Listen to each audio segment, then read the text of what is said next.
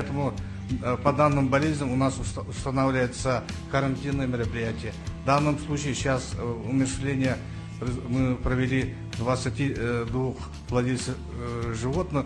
А кто не хочет умерщвлять, мы действуем через закон.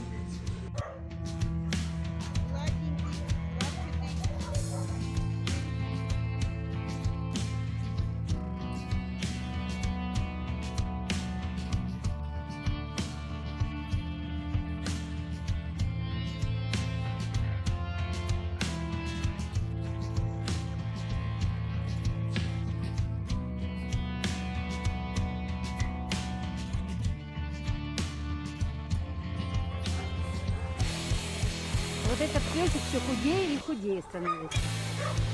Такой красивый песик. Привет. Привет. Мы вдвоем, что ли?